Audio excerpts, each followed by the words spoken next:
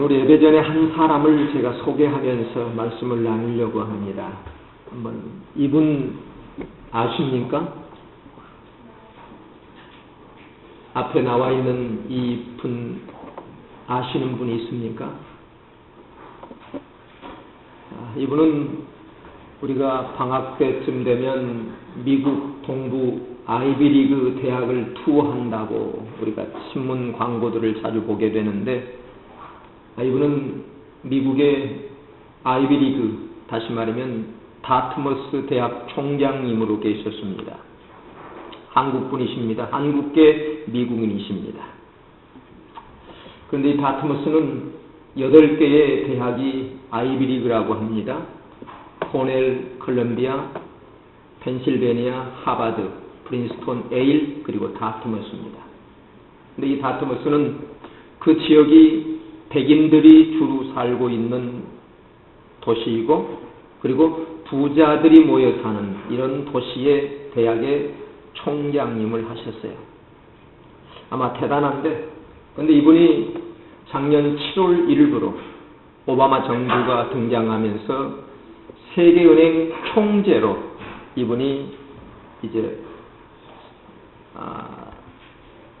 지명이 되었고, 그리고 총재로 선출되어서 7월 1일 날 공식적으로 그 총재 임무를 시작했습니다.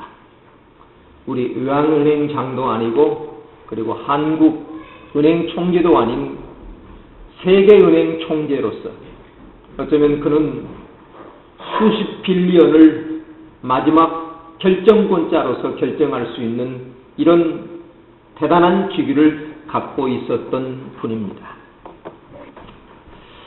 자, 오늘 우리는 자녀들이 유명해지는 것 다 바라는 것 아니겠습니까? 우리 자녀가 잘 되고 유명해지는 것을 다 아마 부모님들은 바랄 것입니다.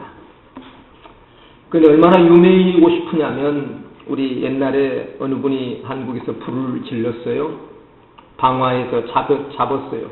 너 왜 불 질렀냐고 그러니까 그 방화범이 나도 한번 신문에 이름 한번 나보고 유명해지려고 불을 질렀다고, 이런 어처구니 없는 어리석은 사람도 있었어요. 그래서 우리는 요즘 누구 방송에 나왔대, 신문에 나왔대, 아마 이러면 우리는 그 사람 대단해, 유명해, 이렇게 이야기도 하게 됩니다. 자, 우리 자녀들이 각 분야에서 유명해진다고 한다면, 어쩌면 정기적으로 자녀들이 부모에게 용돈을 주지 않는다 한다 할지라도 아마 우리는 기분 좋게 아마 살아갈 수 있을 것 같아요. 아닙니까?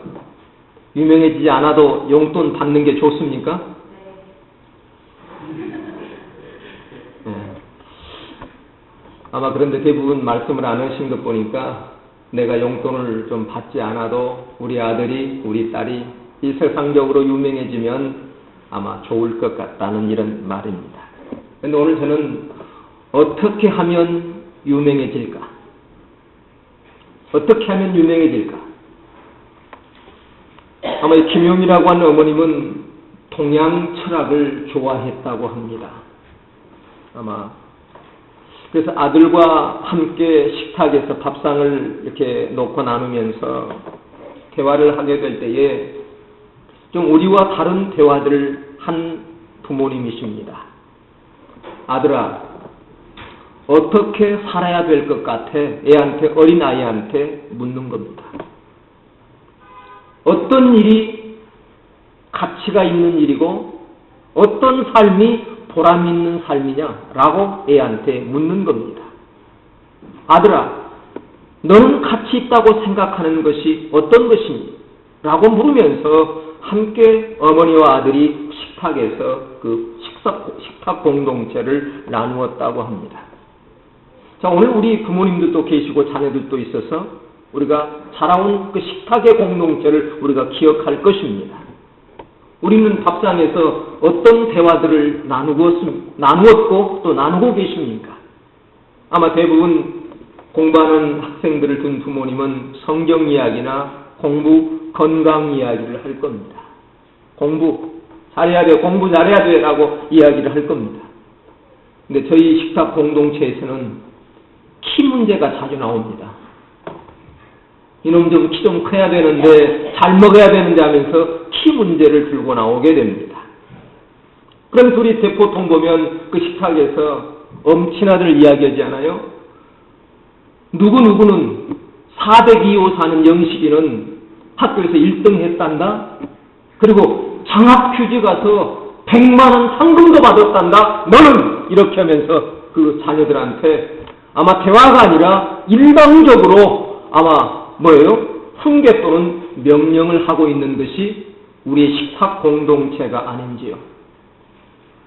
우리의 모국어는 우리 한국 코리안 랭귀지입니다. 그런데 여러분 더 작은 어떤 그 축소에서 우리의 모국어는 어머님의 나라의 말입니다. 다시 말하면 엄마의 말이 나의 모국어입니다. 아이들은 어머니가 쓰는 말을 듣고 자라고 그 말을 쓰게 됩니다. 이 김용이라고 하는 어린아이는 어릴 적에 엄마하고 대화하면서 그의 삶의 언어를, 다시 말하면 어머니가 어떤 것이 너 삶의 가치가 있는 줄 아니? 너는 무엇을 생각하니? 라고 하는 이런 삶의 언어를 받아들인 거예요. 그런데 이 사람이 의사였습니다. 하버드 대학교의 그 대학병원의 과장이었어요. 그런데 이 의사인데 그가 경제, 인류화업과 공헌이라고 하는 세계 총재로서 일을 할 수 있었던 계기는 엄마가 그런 철학을 갖고 있었어요. 삶의 가치는 무엇인지, 너는 어떻게 살아야 되는지. 그런데 여러분, 이런 모국어는 일부러 특별히 배우지 않아도 돼요. 저도 설교 중에 종종 전라도 사투리가 튀어나옵니다. 저도 18살에 서울을 올라가서 몇 년 동안 서울에 살면서 나도 서울 사람이 다 됐구나 하면서 이랬니 저랬니 하면서 끝자리를 올리기도 하고 이렇게 해서 나도 서울 사람이구나라고 이렇게 생각을 했었습니다. 그런데 제 삶 속에 사투리가 튀어나올 때가 있어요. 저는 우리 부모님으로부터서 너는 전라도 사람이니까 너는 전라도 사투리를 써야 된다라고 하는 한 번도 강요를 받아본 적이 없습니다. 그리고 저에게 특별히 우리 어머니가 너 지금부터 전라도 사투리를 레슨하겠다라고 하면서 저에게 길은 질이다, 기둥은 기둥이다 이렇게 배워본 적이 없어요. 한 번도 배워본 적이 없어요. 우리 전라도 말 허벌나게 좋아하네, 싸게 해보라 이런 말을 들어봤지만 저에게 어머니가 가르쳐준다고 너 여기 앉아봐라, 전라도는 이렇게 말하는 것이라고 제가 레슨을 받아본 적이 없어요. 그러나 나도 모르게 내 세포 속에 그런 엄마의 모국어가 다 들어와서 나도 모르게 이렇게 전라도 말을 쓰게 되고 있다는 것입니다. 여러분, 자식에게 삶을 가르친다는 것. 자, 어머니가 삶을 우리에게 보여준 대로 가르친다는 것. 여러분, 가르친다는 것은 위대한 것입니다. 모국어를 가르친다는 것 위대해요. 그러나 여러분, 위대함과 동시에 우리는 무서운 가르침이 되어버린다는 것을 우리는 알아야 됩니다. 혹시 지금 아버지가, 어머니가 하고 있는 그 모국어가, 대화가 진짜 자녀를 위대하게 만드는 모국어인지 아니면 그의 인생을 구부러지게 하는 그런 모국어를 쓰고 있는지 한번 돌아봐야 된다는 거예요. 그래서 자녀들은 우리 어머니가, 우리 아버지가 이런 상황이 왔을 때는 어떻게 대처하는가? 우리 어머니는 위기의 순간이 오게 될 때에 어떤 행동을 하는가? 그리고 우리 부모님은 선택의 순간이 오게 될 때에 어떤 것을 선택하는가? 그리고 어떤 이 문제를 어떻게 해결하는가? 위기 상황에서는 어떤 결정을 내리는지 이것을 엄마의 언어로, 아버지의 언어로 자녀들은 그대로 받아들이고 그리고 가슴속에 품고 살아가 버린다는 것입니다. 상당히 두려운 일이죠. 그래서 여러분, 부모님은 선생이 된다는 것. 그러나 여러분, 선생은 1학기 끝나면 선생은 끝나요? 한 학년이 끝나면 선생은 떠나가지만 그러나 부모님은 어때요? 한 학기가 아니라 끝까지 같이 가는, 끝까지 함께 살면서 아니면 떠나서도 계속 교제를 해야 되고 대화를 해야 되는 이런 관계 속에 있기 때문에 부모님은 더 훨씬 무서운 자녀를 교육하는 위치에 서 있다고 하는 사실입니다. 성도님, 이제 부모가 되신 분도 있고 아마 이런 분도 있어요. 애매해, 나는 다 애 키워버렸는데, 아마 그런 분도 있을 거예요. 그러나 우리가 어때요? 부모가 돼야 될 사람도 있고 그리고 이제는 부모가 된 사람들도 있어요. 여러분, 이 부모가 된다고 하는 것 그냥 나이가 먹는다고 되는 것 같지는 않아요. 여러분, 부모라고 하는 이 엄청난 이 책임을 하기 위해서는 우리는 계속 기도해야 돼요. 기도해야 돼요. 아이가 그 언어를 보고 배우니까 말입니다. 여러분, 모국어는 대단히 중요합니다.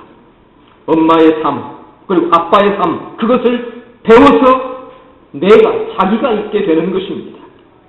이런 유아교육 전문가들은 그렇게 이야기를 하고 있죠. 3세 때 이미 자녀 교육이 결정이 났다. 아니면 좀 늦게 이야기하는 분은 5세, 7세를 이야기합니다. 이미 7세 때 모든 애의 교육이 완성이 됐다라고 이야기하게 됩니다. 오늘 내가 볼 때는 아닌 것 같은데 그때부터 시작 같아요. 이제 국민학교 들어갔으니까. 그런데 유아교육하는 전문가들은 아니라고 이야기해요. 거기에 대한 학문이, 학설이 있고 진리가 있습니다. 그래서 어린 시절 들어보았던 엄마, 아빠의 삶, 다시 말하면 엄마, 아빠의 그 모국어의 삶, 그 토대 위에 이제는 그 어린 영혼들이 집을 지어가는 거예요. 집을 지어가는 거예요. 그래서 여러분, 공부를 잘하다가 성공하지 못하는 것을 보게 되면 어렸을 때 들었던 그 모국어가 그에게 자신감을 줄 수도 있고 좌절감을 줄 수도 있고 도전의식을 줄 수도 있다는 거예요. 그 토대 위에 이제는 집을 짓는 것뿐이에요. 이제 초등학교, 대학 다니면서 그 위에 집을 짓는 거예요. 그래서 3세 때, 5세 때, 6세 때 이미 그대들의 삶의 기초가 되어 있다는 이야기예요. 무엇을 듣느냐, 무엇을 보느냐에 따라서 부모의 진실과 정식과 정직과 그리고 아름다운 언어의 모습을 보고 자란 아이는 그때의 형성이 되고 난 뒤에 그때 이제 하나의 집을 올려가면서 완성하는 집을 만들어 간다고 하는 것입니다. 자, 오늘 본문은 사도 바울이 에베소 교회를 향하여 말씀하는 가운데 자녀를 노엽게 하지 말고 주의 교양과 훈계로 양육하라고 말합니다. 오늘 먼저 우리 주의 양육, 주의 교양으로 양육하라는 말씀을 돌아보려고 합니다. 오늘 이 구절, 오늘 4절에서 주의 교양이라고 하는 말에 함께 좀 주목을 했으면 좋겠어요. 주의 교양. 부모님들, 외부 사람들에게는 참으로 교양을 갖추려고 그래요. 외부 사람에게. 오랜만에 만난 친구에게 참 교양을 갖추려고. 그러나 우리는 자녀들에게 가장 가까운, 가장 귀한 관계를 맺고 있는 자녀들에게는 너무도 교양을 갖추지 않아요. 교양이 없어요. 자녀라고 함부로 말하고 그리고 교양이 있는 태도를 취해야 되는데 함부로 말하면서 교양 있는 태도를 취하지 않습니다. 성도님, 언어는 중요합니다. 언어는 중요해요. 언어는 한 사람의 교양을 나타내는 시금석입니다. 그래서 부모들이 사용하는 언어가 아이들의 미래를 좌우합니다. 부모의 사용하는 언어가 나쁜 언어라고 한다면 아이는 거의 틀림없이 나쁜 아이가 되고 말 것입니다. 그러나 부모가 사용하는 언어가 틀림없이 우울한 단어를 쓰고 있고 우울한 삶을 살아가는 것을 어린아이가 보았다고 한다면 그는 살아서도 우울한 삶을 살 수밖에 없는, 우리는 성격이 밝아 그러지만 여러분, 이 거울을 한번 비끼고 나면 그가 자랐던 우울함이 밑바닥에 깔려 있어요. 가면을 쓰고 있을 뿐이에요. 그 우울함을 보고 자랐기 때문에 그 삶의 밑바닥에 우울함이 깔려 있다고 하는 사실입니다. 부모의 언어가 짜증난 언어를 쓰는 것을 보게 된 자녀는, 아이는 짜증이 많은 아이가 되고 맙니다. 부모가 사용하는 언어가 불평과 원망이 언어라고 한다면 아이는 분명히 커서 불평과 원망이 많은 이런 아이가 되고 말아버리는 것입니다. 반면 부모의 사용하는 언어가 좋은 언어란 그 아이는 틀림없이 좋은 아이가 됩니다. 부모가 사랑하는 언어가 감사가 넘치는 언어라고 한다면 아이는 틀림없이 감사를 아는 아이가 됩니다. 부모의 사용하는 언어가 사랑스러운 언어라고 한다면 아이는 틀림없이 사랑을 아는 아이가 될 것입니다. 그러므로 우리는 아이를 진짜 바로 키우고 싶다고 한다면 물론 돈도 벌어 모아야죠. 교육적금도 들어야죠. 그러나 이것보다 더 중요한 것은 먼저 나의 언어 생활 그리고 부부간의 언어 생활부터 잘 가꾸어야 합니다. 부부간의 언어 생활. 매 맞는 아내에 관한 글을 한번 본 적이 있습니다. 요즘에는 아내가 매를 맞는 것이 아니라 남편이 매를 맞는 사람도 많이 있다고 신문에 납디다. 그래서 나는 부인이 레슬링을 했나 유도를 했나 아마 유도나 레슬링 했던 부인하고 사는 남편은 맞을 수도 있겠다라고 생각을 하는데 그런데 유도 레슬링 안 하는 부인한테 맞는 남편이 또 있다는 거예요. 그런데 반대로 부인이 매를 맞는 사람들을 그 글을 제가 보니까 남편의 매를 막을 수 있는 가장 훌륭한 수단이 태클로 막는 것이 아니라는 겁니다. 꽉 하고 이게 막는 것이 아니라 그 수단이 뭐냐면 교양 있는 언어라는 거예요. 부인이 교양 있는 언어를 고수하게 될 때에 남편의 손버릇이 나빠도 아내를 아무렇게나 손찌검하지 않는다는 것입니다.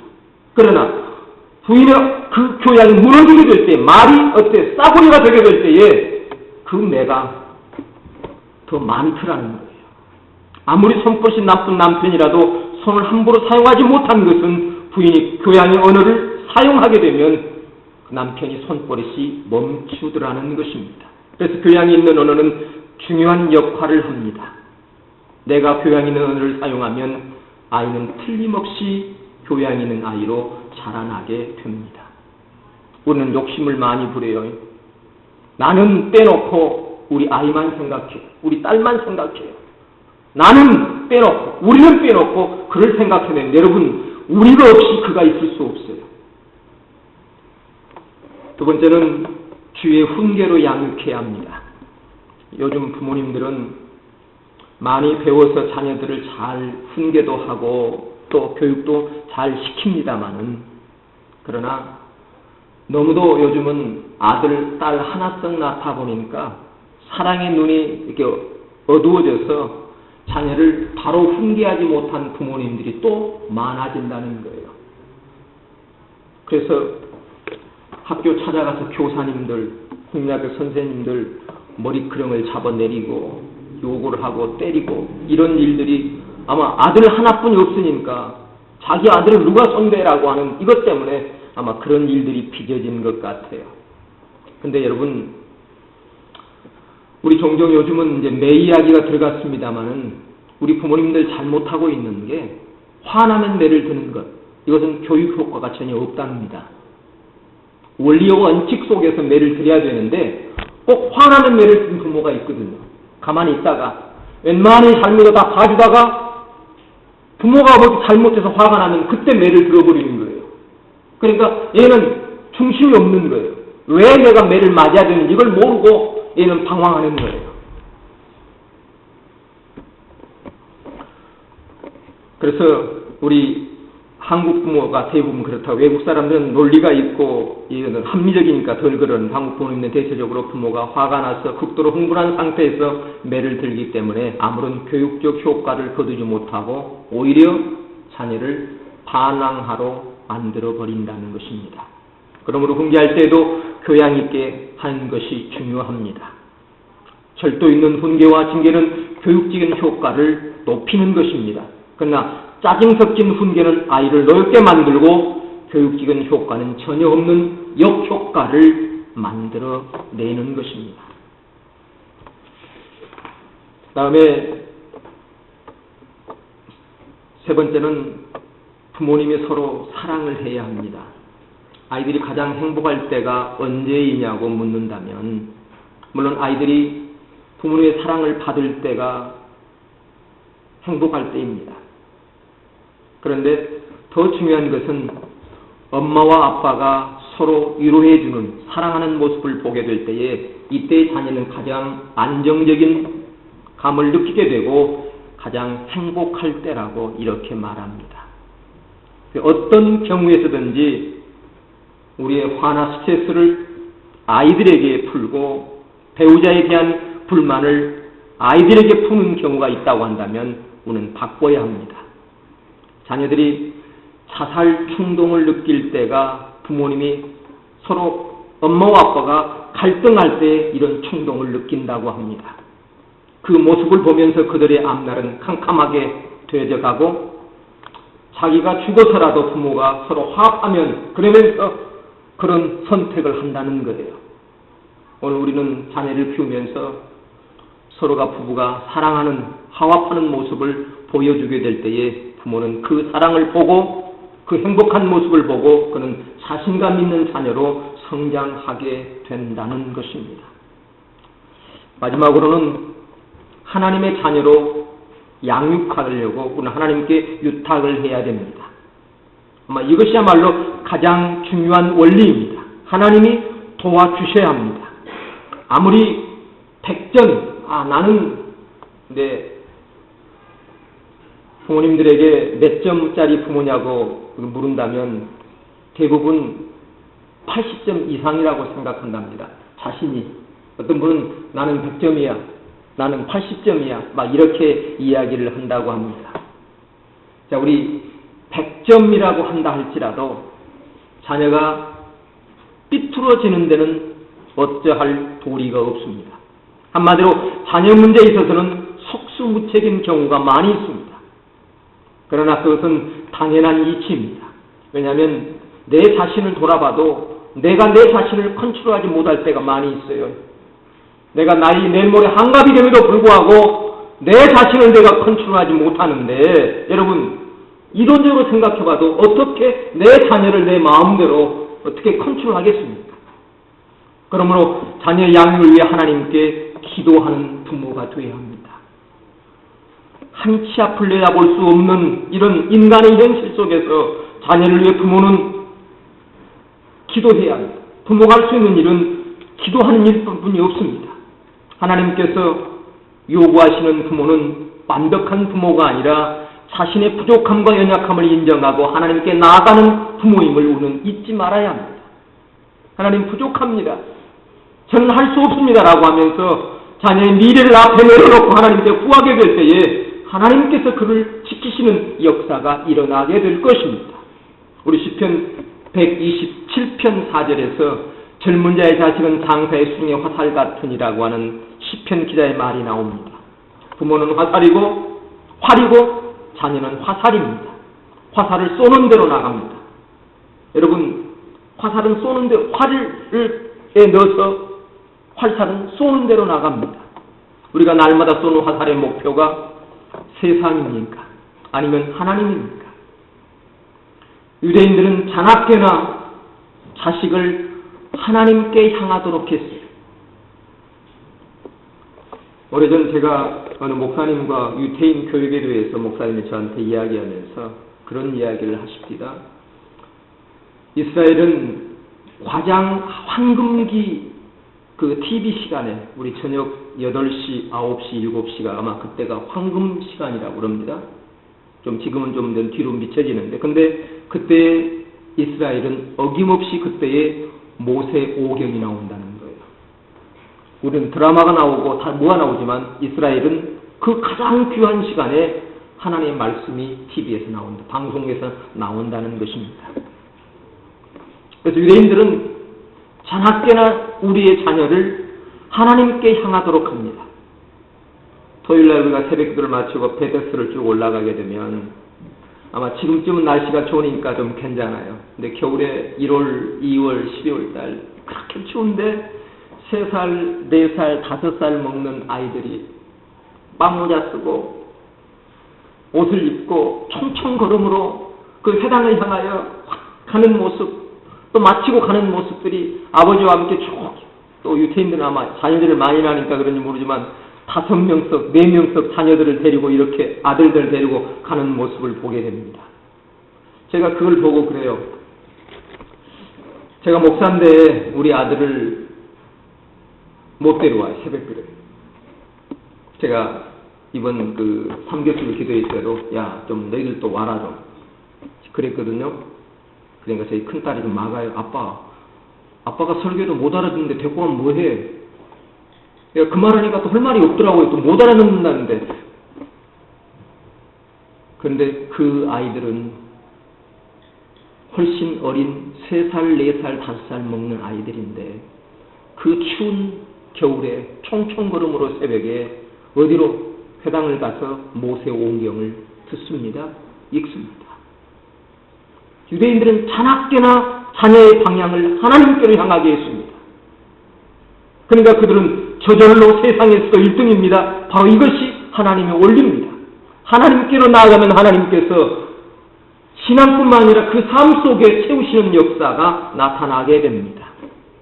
우리는 참으로 하나님께 기도할 때 주여 주여 하나님을 많이 부른 민족이 어쩌면 한민족일 것입니다. 우리는 말로는 주여 주여 해놓고 우리는 우리 자녀를 어디로 쏘냐면 죽기로 쏘는 것이 아니라 세상으로 쏘고 있어요.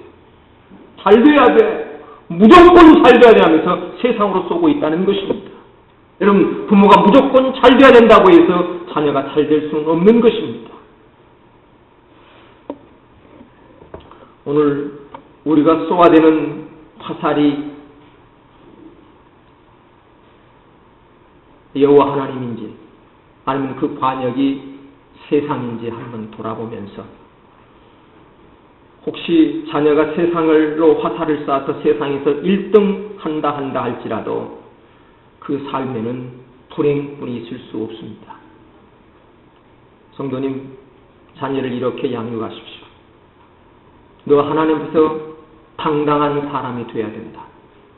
물론 사람 앞에서 그러지만 하나님 앞에서 당당한 사람이 되어야 한다.